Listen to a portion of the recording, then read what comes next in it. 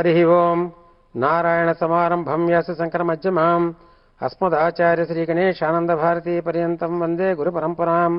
జ్ఞానప్రదాయ విద్మహే ముక్తికారణాయ ధీమహి తన్నో గురు ప్రచోదయాత్. స్వామివారి జన్మ నక్షత్రం శ్రవణ నక్షత్రం, శ్రావణ మాసం. కళ్యాణ వెంకటేశ్వర స్వామి వరలక్ష్మీ వ్రత సందర్భంగా భక్తజనులందరికీ కూడా ఆయురారోగ్య ఐశ్వర్యాలన్నీ ఇవ్వాలని చెప్పి ఆకాంక్షిస్తూ ఈ కార్యక్రమంలో ముందుకు వెడుతున్నాం.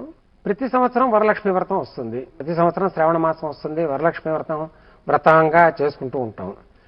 ప్రత్యేకించి ఈ సంవత్సరం ఏదన్నా విశేషమైన కారణం ఉందా అంటే కారణం ఉంది. ఈ సంవత్సరం శ్రావణ మాసంలో 5 శుక్రవారాలు వస్తున్నాయి. శుక్రవారం నాడు శుక్ల పాడ్యమిని మొదలెట్టిని అమావాస్య శుక్రవారంతో సహా 5 శుక్రవారాలు ఉన్నటువంటి విశేషమైనటువంటి శ్రావణ మాసం ఇది.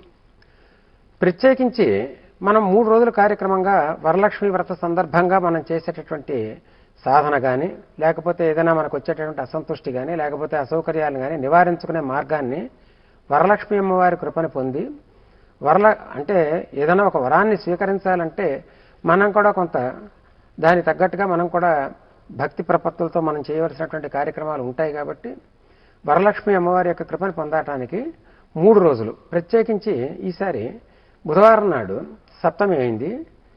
నక్షత్రం హస్తా నక్షత్రం, లక్ష్మీ గణపతికి సంబంధించినటువంటి నక్షత్రం. మర్నాడు అష్టమి పర్వదినం గురువారం. ఇహ శుక్రవారం నాడు నవమి, అమ్మవారి పూర్ణ సంఖ్య అయినటువంటి నవమి.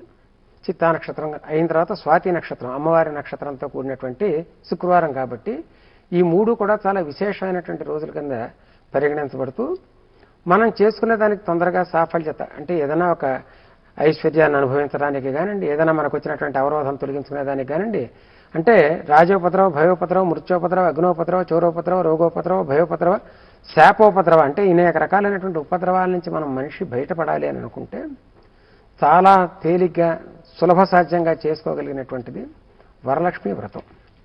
ఈ వ్రతానికి అనుసరించి మనం చేసుకోబోయే ఈ 3 రోజుల కార్యక్రమాన్ని, ఈ 3 రోజులు నిర్దిష్ట సంఖ్యలో నిర్దిష్టమైనటువంటి కార్యక్రమం చేయవలసినటువంటి అవసరం ఉంటుంది. కాబట్టి ఈ కార్యక్రమాలు సేకరించినటువంటి దేవి భాగవతం నుంచి కానీ, లేకపోతే ఇతర సరస్వతి తిలక గ్రంథం నుంచి కానీ ఇవన్నీ మీ సౌలభ్యం కోసం ముందుంచడం జరుగుతోంది. ముఖ్యంగా అమ్మవారు ఉండే స్థానాలు, అమ్మవారి భగవదంశలన్నీ కూడా మగవారిలో అంటే పురుషుల్లో కేవలం ఒక భగవదంశే ఉంటే, స్త్రీలలో 7 చోట్ల భగవదంశ ఉంటుంది. ఈ స్త్రీలలో ఉండేటువంటి భగవదంశ ఎక్కడ ఉంటుందంటే కీర్తి, సంపద, కోమలమైనటువంటి వాక్కు, తర్వాత మేధాశక్తి, ధారణ, ధృతి అంటే ధైర్యం, క్షమ. ఈ 7 కూడా భగవదంశలు. ఎంతో భగవంతుడికి అంటే అనుసంధానం చేసుకుని మనం ఒక కార్యక్రమంలో మనం భగవంతుడి అవకాశం ఇచ్చారు కాబట్టి ఈ జీవితాన్ని సాఫల్యత చెందించుకోవాలి అని అనుకున్నప్పుడు, ఈ జీవిత సాఫల్యాన్ని పొందాలి అని అనుకున్నప్పుడు మనం తప్పనిసరిగా అమ్మవారు అంటే ప్రత్యేకించి స్త్రీలలో ఉన్నటువంటి భగవదంశాన్ని మనం ప్రత్యేక దృష్టితో చూడవలసి వస్తుంది. అమ్మవారి యొక్క రూపం సప్తమి బుధవారం నాడు శివదూతి. చాలామందికి ఖడ్గమాల తెలిసి ఉంటుంది. శ్రీ సూక్తం చేసేటప్పుడు, లేకపోతే అమ్మవారి యొక్క శ్రీచక్రార్చన చేసేటప్పుడు ఖడ్గమాలలో 15 తిథి యొక్క నామాలు ఉంటాయి. కామేశ్వరి, భగమాలిని అని చెప్పి మొదలెట్టి శివదూతి రూపంలో ఉంటుంది అమ్మవారు. కాబట్టి శివదూతి కృపా ప్రాప్తికే మనం చేసేటటువంటి కార్యక్రమ సాధన ఏమంటే బుధవారం నాడు సింసుప వృక్షము అంటే తెల్ల మద్ది చెట్టు. ఈ తెల్ల మద్ది చెట్టు ఎక్కడన్నా కనుక దొరికినట్టయితే, లభ్యం కనుక అయినట్టయితే దాని చుట్టూతా ప్రదక్షిణం చేయగలిగితే వరలక్ష్మి వ్రతాంగత్వంగా చేసేటటువంటి కార్యక్రమం కాబట్టి చాలా శీఘ్రగతిన అమ్మవారి యొక్క కృపను పొందేదానికి అవకాశం ఉంటుంది. ఏ కారణం చేతన్నా మనకి తెల్ల మద్ది చెట్టు దొరకలేదు. తెల్ల మద్ది చెట్టు దొరకని పక్షంలో మారేడు ఈ శ్రీ సూక్తంలో వనస్పతిస్థ వృక్షోద బిల్వ అమ్మవారు ఉండే స్థానాలు చెప్పారు. అమ్మవారు ఉండే స్థానాలు ఏదంటే బిల్వ వృక్షం, మారేడు. అమ్మవారి ఉండని స్థానం ఏమిటి అది కూడా తెలుసుకున్నట్టయితే మనం ఏది చేయకూడదో తెలుసుకుంటే ఏది చేయాలో తెలుస్తుంది. కాబట్టి అమ్మవారి ఉండని స్థానాలు ఏదంటే మాసిన బట్టలను ధరించటం. మాసిన బట్టలను ధరించిన చోట అమ్మవారు లక్ష్మీ స్థానం కాదు అది. రెండవది ఏమంటే దూషించటం, ఇతరులని అనవసరంగా దూషించడం ఈ రకంగా చేసేట అమ్మవారు ఉండదు. మూడవది 2 సంధ్యల్లోనూ అంటే పొద్దున సాయంత్రం సంధ్యల్లో నిద్రించే వాళ్ళ ఇంట్లో లక్ష్మీ స్థానం కాదది. ఒక అమ్మవారు మనకి కృపను పొందాలి అని అనుకున్నప్పుడు అమ్మవారి కృపను పొందాలి, అమ్మవారిని మన ఇంటికి ఆవాహన చేసి తెచ్చుకుని ఆమె యొక్క సంపూర్ణమైనటువంటి కృపను మనం అనుభవించి జీవన సాఫల్యత పొందాలి అని అనుకున్నప్పుడు ఆమెకి ఏది ఇష్టం కాదో అది చేయకుండా ఉండటం బాగుంటుంది. ఇంకా ప్రత్యేకించి చివరిది ఏమంటే చాలా ముఖ్యంగా గమనించవలసినటువంటిది దూషించడం, పెద్దల్ని తిరస్కరించడం, గురువుని తిరస్కరించడం. ఇది చెయ్యని చోట అమ్మవారు ఉంటుంది. అంటే మనం చెయ్యకూడదు ఏవో తెలిసింది కాబట్టి చేయవలసిన కార్యక్రమాలు ఏమిటో చూద్దాం. ఈ రోజున ప్రత్యేకించి సప్తమి బుధవారం నాడు ఒక చెడు పని, స్త్రీలలో ఉండేటటువంటి చాలా ముఖ్యమైనటువంటి 3 దుర్గుణాలు, అంటే అందరిలో ఉంటాయని కాదు, సామాన్యంగా కనబడేటటువంటి దుర్గుణాలు శాస్త్ర ప్రకారంగా. అనృత వచన దోషణ అంటే మనం ప్రాయశ్చిత్త సంకల్పం తీర్థవిధులు చేసేటప్పుడు ప్రాయశ్చిత్త సంకల్పం అని చెప్పుకుంటాం. అనృత వచన దోష అని చెప్పి ప్రాయశ్చిత్తం చేసుకున్న తర్వాత మిగతా కార్యక్రమాలకు పెడుతూ ఉంటాం. అనృత వచనం అంటే అబద్ధం చెప్పటం, చెప్పకూడని మాటని చెప్పటం.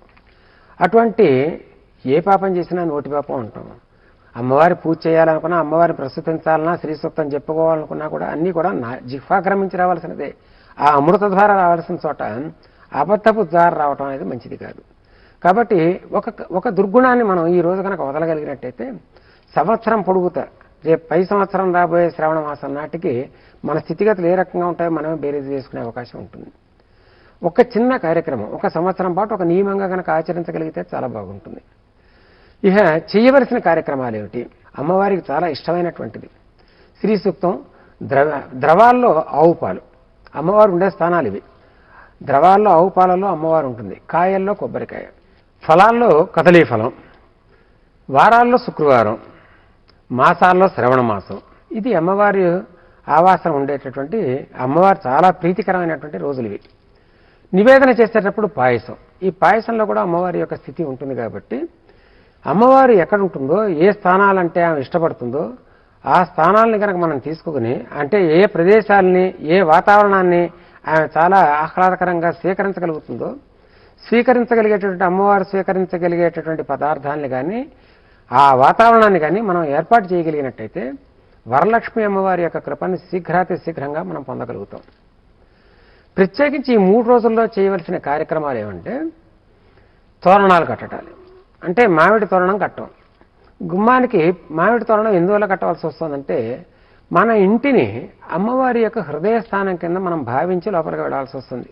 ముందు దర్వాజాకి మామిడి తోరణం కట్టడం అంటే అమ్మవారి మెడలో కంఠహారాన్ని, అంటే పూలమాలని అలంకరించడం అనేటటువంటి భావంలో మనం చేయవలసి వస్తుంది. మరి గడపకి పసుపు రాసేటప్పుడు అమ్మవారి కాళ్ళకి పారాన్ని పెడుతున్నట్టుగా భావన చేసి రాయాలి. అంటే అమ్మవారి హృదయ స్థానంలోకి ఆహ్లాదకరంగా మన ఇంట్లోకి మనం వెళ్ళేటప్పుడు అమ్మవారి హృదయ స్థానంలోకి వెళుతూ అమ్మవారి యొక్క కృపను పొందటానికై మనం తప్పించేటటువంటి తపన కేవలం వాతావరణం ద్వారా తెలుస్తుంది. ఏ ఇంటి ముందు అయితే ముగ్గులు ఉంటాయో, ప్రతినిత్యం ఇల్లు ఉడ్చుకుని ముగ్గు వేసుకుని సంధ్యా సమయంలో కనుక ముగ్గు వేసుకునే ఇంట్లో ఆ ఇంట్లో లక్ష్మీదేవి తాండవిస్తుంది.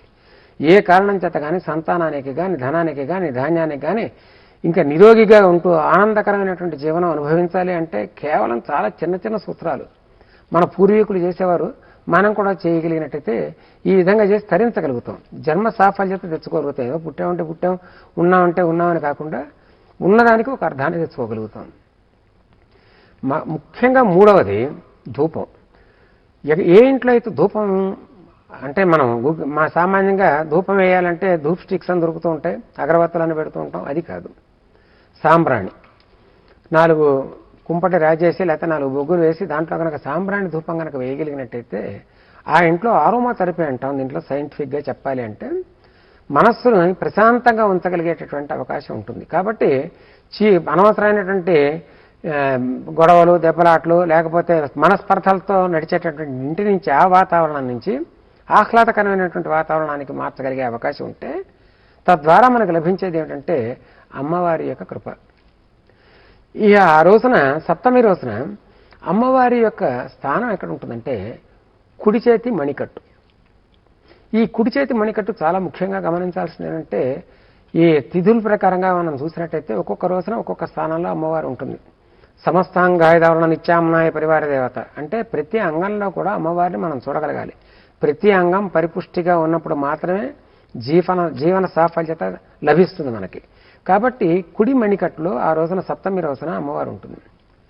ఈ అమ్మవారి కుడి మణికట్టును ఉంటుంది కాబట్టి కుడి మణికట్టుకి మనం ఏదైనా కనుక ఒక దీక్షాధారణ కానీ లేకపోతే తోరాలు కడుతూ ఉంటాం కాబట్టి ఆ తోరాల లాంటిది కానీ ఏదైనా కట్టుకుని చేయగలిగినట్టయితే ఇంకా విశేషంగా లాభిస్తుంది.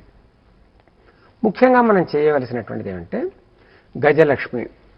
ఈ అనేక రకాలైనటువంటి అమ్మవారి వెనకాతల మంచి సిరులు కురిపించేటటువంటి అమ్మవారిని పెట్టుకోవచ్చు కదా, అన్నీ పెట్టచ్చు. కానీ స్థిరంగా ఉండగలిగేటటువంటి ఐశ్వర్యాన్ని అనుభవించాలి మనం. వరలక్ష్మి అంటే వరం ఇవ్వడానికి ఆమె సిద్ధంగా ఉంది. చాలా తేలిగ్గా ఆడవాళ్ళు చేసి తరించగలిగేటటువంటి సమయం కాబట్టి శీఘ్రగతిన మనకు ఫలితం లభిస్తుంది. కాబట్టి అమ్మవారిని గజలక్ష్మి రూపంలో చూడాలి. అంటే అటు ఇటు 2 ఏనుగులు ఉంటాయి. అమ్మవారిని అభిషేకిస్తున్నటువంటి భావనతో మనం చేయగలగాలి. గజం అంటే అమ్మవారి ఏనుగులు స్థిరత్వానికి చిహ్నం. అంటే సంపద మన ఇంటికి రావడమే కాకుండా వచ్చిన సంపద మనకు అందుబాటులో ఉంటూ మనకు అనుభవంలోకి వస్తూ మనకి అనేక రకాలుగా సుఖకరమైనటువంటి జీవనానికి సోపానంగా ఉంటుంది. కాబట్టి గజలక్ష్మి అమ్మవారి యొక్క కృప మనం పొందటం ముఖ్యం. ఇంకా సాధనకు వెళ్ళేసరికి కొంచెం ముందుకు వెళ్ళి సాధన చేద్దామని అనుకుంటే అమ్మవారి యొక్క సాధనలో చాలా ముఖ్యంగా కావాల్సింది నిమ్మకాయలు. ఈ వరలక్ష్మి వ్రతం వరకు శ్రావణ మాసం పూర్తిగా పెట్టగలిగితే చాలా మంచిది. కనీసం ఈ 3 రోజులైనా సరే వరలక్ష్మి వ్రతం వరకు నిమ్మకాయ డిప్పల్లో దీపం కనుక పెట్టగలిగితే గజలక్ష్మి ఎదురకుండా చాలా బాగా లాభిస్తుంది. స్వస్తిక్ మార్కు వేసి, అంటే స్వస్తిక్ అని చెప్పేసి వేస్తూ ఉంటాం కాబట్టి స్వస్తిక్ మార్క్ కనుక వేసి ఆ స్వస్తిక్ మార్క్ మీద కనుక దీపం కనుక పెట్టగలిగినట్టయితే మనోవాంఛాఫల సిద్ధికి సంకేతం అది.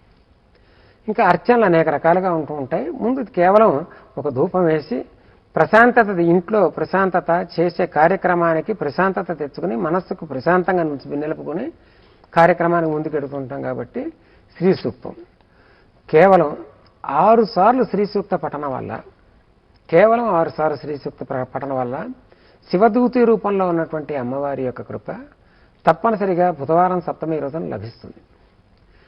తద్వారా మనకు వచ్చే లాభం ఏమిటంటే వ్యాపారానికి సంబంధించినటువంటి రోజు ఆ రోజు. ఎవరైనా వ్యాపారాభివృద్ధి చెందాలి అని అనుకున్నా, వ్యాపారంలో ఉన్నత స్థితికి వెళ్ళాలనుకున్నా, వ్యాపారం ద్వారా తన వృత్తి వ్యాపారాల్లో ద్విగుణీకృత లాభాలు పొందాలనుకున్నా, చాలా ఉన్నతమైనటువంటి అధికార అనుభవాన్ని చవి చూడాలనుకున్నా కూడా మనం చేయగలిగేటటువంటిది కేవలం చిన్న సాధన. అది ఆడవాళ్ల ద్వారా చేయించి అమ్మవారు మనకిచ్చేటటువంటి వరం. ఇంట్లో ఉన్నటువంటి గృహలక్ష్మి. చెయ్యకూడని పని అనుకున్నాం కదా, అనృతవచన దోషణ, అబద్ధాన్ని మనం త్యజిస్తున్నామని చెప్పేసి అమ్మవారి ఎదురకుండా పాదాల సాక్షిగా గనక 1 సంవత్సరం నియమాన్ని గనక స్వీకరించగలిగితే చాలా బాగుంటుంది. ఇంకా చేయవలసిన పనులు మంత్ర రూపంలో అమ్మవారిని నడిచిద్దామని అనుకున్నప్పుడు చాలా తేలిగ్గా చేయగలిగేది కేవలం చాలా చిన్న మంత్రం. అది ఐం శ్రీం హ్రీం క్లీం మహాలక్ష్మి నమః. చాలా చిన్న మంత్రం.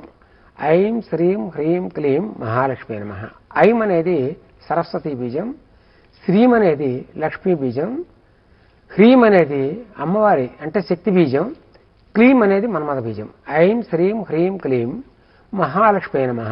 ఈ 4 రకాల బీజాలని కూడా అమ్మవారి మహాలక్ష్మి అమ్మవారి యొక్క ముందుగా అనుసంధానం చేసి నమస్కారంతో కనుక ముగించినట్టయితే ఇది సంపూర్ణమైనటువంటి ఫలప్రదాయమైనటువంటి మంత్రం.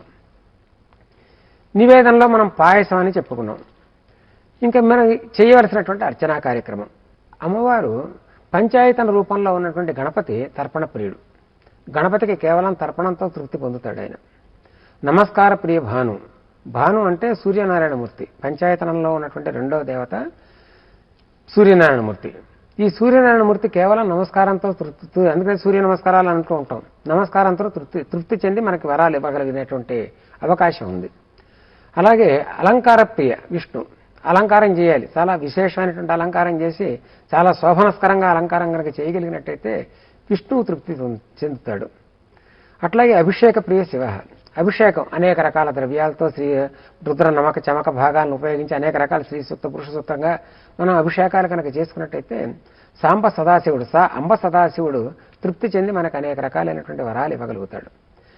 చివరిగా ఉన్నటువంటి అంబ అంటే శ్రీచక్రం కానీ లేకపోతే మహాలక్ష్మి అమ్మవారు కానీ వరలక్ష్మి అమ్మవారు కానీ వీరు తృప్తి